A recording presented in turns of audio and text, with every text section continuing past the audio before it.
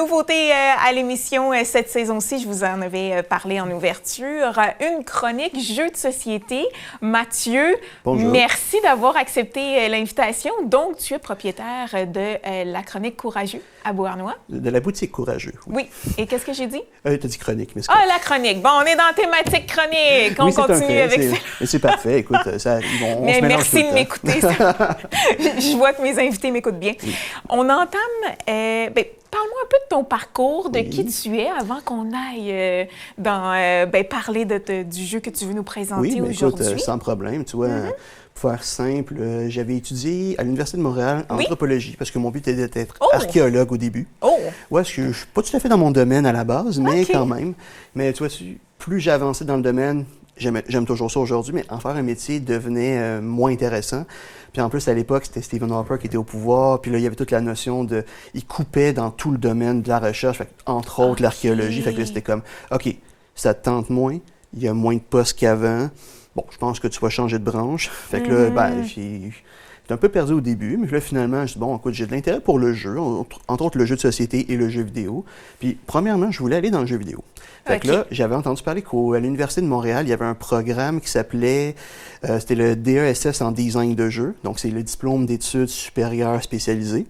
Puis là, bon, parfait, j'avais un bac en poche avec en anthropologie, fait que je pouvais m'inscrire, mais là, j'avais pas de portfolio. Fait que là, j'ai dit, OK, il faut que je me crée un portfolio.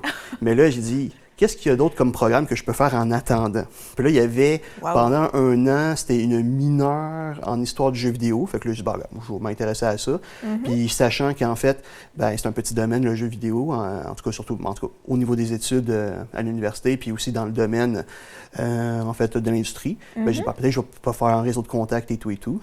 Puis là, après un an, ce qui s'est passé, c'est que mon portfolio était toujours pas prêt. Procrastination oblige. Le fameux portfolio, exact. Oui, il avait avancé. Mais là, je dis, bon, OK, on va faire autre chose en attendant. Fait que j'ai fait un an de certificat en archivistique. Ce qui est très utile, la gestion documentaire, sachez-le, c'est fou comment les gens ne s'en rendent pas compte que tes documents étant produits à la tonne dans une entreprise et c'est facilement perdable. Oui. Puis là, à ce moment-là, ça te prépare à plein de choses. Oui, finalement, je me suis préparé à être entrepreneur sans le savoir bien en avant. Totalement, exactement. Puis là, ce qui s'est passé, c'est qu'après ça, j'ai fait le fameux DESS en design de jeu. Et là, on apprenait Il est arrivé à ce moment-là. C'est débarqué comme ça, un choix de cours par hasard? L'intérêt était là un peu? Oui, il était là, mais c'est parce que je me suis toujours intéressé à ce qu'on appelle le design en tant que tel. Oui. J'aime bien voir comment fonctionnent les choses, les systèmes et tout. Je veux dire, en anthropologie, tu voyais ça. Je veux dire, tu étudies les sociétés, que ce soit anciennes ou récentes, tu étudies comment ils fonctionnent. Fait que, je m'intéresse à ça depuis longtemps. Puis un jeu, c'est à peu près le même principe. C'est des mécaniques qu'on agence ensemble, ça crée des dynamiques, puis ça donne en fait... Et voilà, ça donne des jeux. Puis, vois-tu, mon but était au début de partir une entreprise indépendante dans le jeu vidéo. Bref, je voulais faire mon propre studio. Puis, sachant qu'à Montréal, c'est une grosse capitale, le jeu vidéo, en fait, il faut le savoir. Sûrement. Autant pour les grandes industries que les petites. Donc, c'est ce que je voulais faire. Mais encore une fois, plus j'avançais, moins ça me tentait. Mais bon, ça arrive. Mais pendant ce temps-là, il fallait savoir... C'est pas facile de savoir ce qu'on veut faire. Exactement. C'est des grandes décisions. Ça, oui.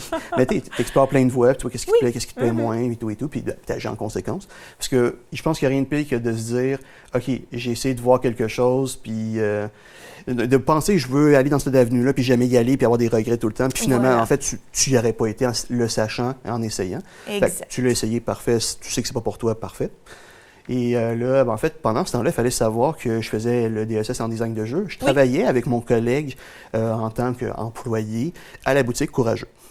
Pour aider. Oui, parce qu'à la base, c'est pas moi qui l'ai parti l'entreprise, c'est mon ancien partenaire Pierre-Luc Soucy, qui on se connaît depuis le secondaire, fait qu'on se connaissait depuis bien longtemps. C'était un peu comme, la business a grossi, je vais venir t'aider, tu sais. Et là, après le DESS, durant l'été, j'ai réfléchi, puis là, en fait, je dis, j'aime bien la place, j'aime bien le jeu de société finalement, j'aime bien le magasin, puis là, c'est là que sachant que le magasin grossissait de plus en plus, c'est là que j'ai fait une proposition, en fait, à mon ancien partenaire de l'époque, en disant, tu cherches-tu un partner? Au début, il était dit, pas sûr, mais après ça, il y a eu un petit moment de réflexion, il est venu avec une proposition, On est devenu partenaire en 2018. Puis là, tu vois, là, officiellement, maintenant, on est en 2023. Oui. Mais en 2022, mon partenaire d'affaires est parti. Fait que j'ai récupéré 100% de la business. Donc là, tu es seul. Je suis tout seul, oui. Voilà. Donc, tu mènes tous exactement. les départements, c'est le cas de le dire, mais tes études t'ont bien préparé à cela. Exactement. Donc, tu vas être avec nous chaque semaine afin de nous proposer des idées de jeux que tu vas nous expliquer aussi. Et là, tu as décidé d'entamer en force avec un jeu que tu as réalisé toi-même avec d'autres collègues. Donc, parle-moi de cette belle idée. Oui, bien, dans le fond, pour revenir justement au DESS en design de jeu, je veux pas, j'ai rencontré des gens, puis on s'était amusé à créer des jeux, puis en fait, grosso modo... C'est de là, durant ton cours, qui a été créé ce jeu-là? Après.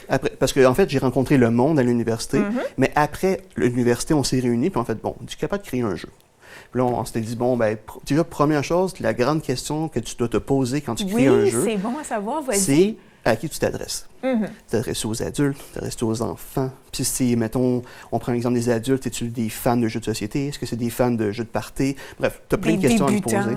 Aussi. Oui, c'est ça, exactement. Parce que c'est pas rare que tu te dis, je crée quelque chose, puis finalement, quand tu crées le jeu, tu es comme... Finalement, il ne s'adresse pas au bon public. Ouais. C'est pas un 5 ans, ce jeu-là. Exact, oui. Puis là, le but, c'était de faire un jeu familial. Familial. Que les gens, toute la famille pouvait jouer. Et justement, on s'est dit, première chose, on veut que ce soit un jeu famille. Fait que, on sait qu'on va s'adresser peut-être 6 ans jusqu'à adultes sans problème. Ensuite de ça, on ne voulait pas faire un jeu de plateau. On s'est dit, on veut faire quelque chose de différent. OK, qu'est-ce qu'on peut faire? Fait que là, on a pensé à quelque chose qui pouvait monter. Fait que là, on a dit, OK, là, on va chercher les jeux qui montent. Jenga en était un bon classique. Là, on est capable de réinventer Jenga. Puis justement, on l'a fait. Voilà. Et voilà, parce que je ne sais pas si on le voit bien sur la boîte. Exact. Mais tu vois, tu as une tour.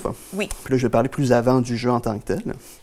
Grosso modo, tu as différents modes de jeu, mais on va aller avec le mode de jeu principal, où le but, c'est que c'est compétitif.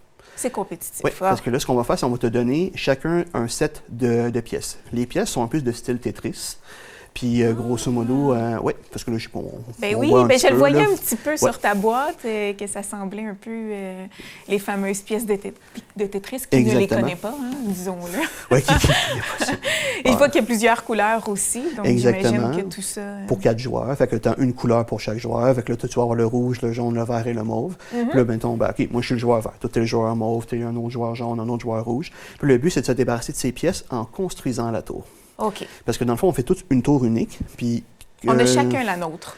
On a chacun nos pièces, mais on construit toutes la même tour. La même, c'est ça, exact. Puis là, dans le fond, je sur ta boîte. Là, je pense que on va fixer un peu la caméra. Vous le voyez ici, on a des étages. Puis ces étages-là sont quadrillés et il va y avoir, en fait, des règles par rapport à ça. Parce qu'en fait, il faut que tu débarrasses de tes pieds. Exactement. La pièce, c'est sûr. Donc, où est-ce que tu as des cases blanches, tu peux mettre ta pièce. Où est-ce que tu as des cases rouges, tu peux pas. OK. Puis là, donc, déjà, c'est première contrainte. Puis là, malheureusement, on ne les voit pas bien sur l'image, mais en fait, on pourra on va montrer, au montage, on va ajouter au montage. Tu vois, tu as des cases avec des flèches aussi. Puis les flèches, en fait, ça va faire des effets supplémentaires quand tu poses ta pièce dessus. Donc, un des effets, c'est les flèches vertes. Grosso modo, ça permet de, quand tu poses ta pièce dessus, tu échanges une de tes pièces restantes avec celle d'un autre joueur pour une pièce plus intéressante, plus facile à poser, et qui vaut moins de points. J'expliquerai le système de points à la fin. Tu as les flèches mauves qui te permettent de rejouer ton tour. Fait que là, tu accélères ton jeu. Fait que là, tu débarrasses de plus en plus de pièces. Et là, tu as les flèches rouges qui te permettent de retirer une pièce d'un étage inférieur puis leur donner à son propriétaire. Mais bien entendu, il ne faut pas que la tour tombe. Il ne faut pas que ça tombe. Exactement. Parce que si un joueur fait tomber la tour, il est éliminé à ce moment-là. Puis dans le fond, ça, à ton tour, comment fonctionne un tour de jeu? C'est soit tu poses une pièce ou tu poses un étage et une pièce. OK. Puis sachant qu'en fait, tu ne peux pas avoir 2 fois la même couleur sur un même étage aussi. Donc, c'est les contraintes du jeu. Voilà. Et si tu fais tomber quelque chose? Oui, si la tour tombe d'une manière ou d'une autre, mettons, c'est mon tour à ce moment-là, j'ai perdu, je suis éliminé. Plus, si, mettons, on devait s'affronter, toi et moi, à 2, automatiquement, tu gagnes. Pas un problème. Mais si on était 4, puis, mettons, je fais tomber la tour, là, pour déterminer le gagnant entre les joueurs restants, il faut que tu calcules les points. Puis là, comment ça fonctionne? Les points. À ça tantôt, Là, je pense il faut être un petit peu figuratif. Puis, mettons, je vais le montrer vite à la caméra. Un cube ne vaut qu'un point, mais dans le fond, dans une pièce, il y a plusieurs cubes. Puis, dans le fond, je ne sais pas, tu as un L, il y a 4 cubes dedans, ça va valoir 4 points. Puis celui qui a donc le moins de points à la fin dans ses pièces restantes, c'est lui qui gagne à ce moment-là. Ah, voilà. C'est le principe. Donc, et puis, on peut parler de 30 minutes, ça varie. 5 minutes, 10 minutes. C'est pas un jeu interminable. Non, on peut le recommencer maintes et maintes fois. En fait, c'est le genre de jeu que tu vas faire plusieurs manches d'affilée, c'est certain. Oui, c'est ça. Parce que c'est le genre de jeu que c'est comme qu'est-ce qui va se passer. C'est moindrement que tu es un petit peu... trop confiant, tu peux arriver, mettre des pièces à un étage tout proche, le bam, ça tombe, fait que ça peut finir au deuxième tour. Et si les enfants sont jeunes aussi, ça peut être long avant qu'on se rende à une certaine hauteur pour la tour aussi. Souvent, ce qui va arriver, c'est on va jouer, mettons, à 4, OK, j'ai gagné la première manche, là, après ça, c'est toi qui gagnes la deuxième, puis là, bref. C'est le principe du jeu, là. Ça peut durer entre 5 et 15 minutes maximum, en fait, à ce moment-là. C'est génial. Puis en plus, ça s'apprend très rapidement. Oui, bien c'est ça, c'est le fun, c'est simple. Parce que quand on joue en famille, on ne veut pas rentrer trop dans des choses compliquées. On veut simplement s'amuser.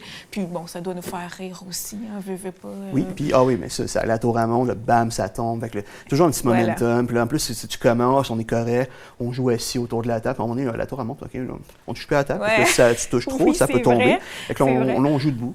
On a eu un gros momentum, puis bam, ça tombe. T'as raison. Ou c'est la cerise sur le sundae, tu es capable de poser ta pièce, ça tient. Ah ben, j'ai gagné, parce que j'ai posé ma dernière pièce. Puis, rapidement, parce qu'on doit déjà, malheureusement, terminer, Mathieu, ça a été vite. Ça vous est venu comment, cette idée-là? Comme je dis, c'est... De vous diriger vers... tu vois, ça a été étape par étape, comme je dis. Mettons, comme j'avais expliqué un petit peu au début, c'est que... Tout le monde a mis de ses passions, de ce que vous aimiez dans le jeu, ou c'était vraiment dans le but, on réalise quelque chose de... On veut réaliser quelque chose, famille, et puis après ça, c'est qu'on s'est dit, on est capable de le vendre dans le Lead Star. Voilà, OK. En fait, parce que c'est une autre question à se poser. Le but, c'est ça aussi, exactement. Oui. Je te dirais qu'encore une fois, tu as d'autres questions que tu peux te poser. Tu as le pour qui tu le fais, mais aussi pourquoi tu le fais. Est-ce que tu le fais pour le fun? Est-ce que tu le fais pour faire un portfolio? Est-ce que tu le fais pour... Jouer avec tes amis. Exactement. Est-ce que tu le fais aussi, sinon, pour faire de l'argent avec? Je veux dire, il y a plein d'avenues possibles. Puis là, sachant ça, sachant le pourquoi tu le fais, c'est sachant le niveau d'énergie que tu vas mettre, sachant que tu es coéquipé, peut-être, si on n'est pas tous à la même longueur d'onde, il faut faire attention, parce que moi, je le fais pour le fun, moi, je le fais pour faire de l'argent. Comme, OK, ouais, attention. Oui, c'est ça. Puis, vous lui avez donné le nom anglophone. En fait, OK, à la base, c'est pas moi. Écoute, c'est une petite histoire par rapport à ça. On l'avait appelé Babel, nous, au début. Oui! Comme la tour de Babel. Puis on disait, chaque couleur, c'était une langue. C'était très, très abstrait, mais on aimait ça. Là, notre éditeur a fait, écoutez, les gars, moi, j'adore votre nom, mais c'est trop chrétien.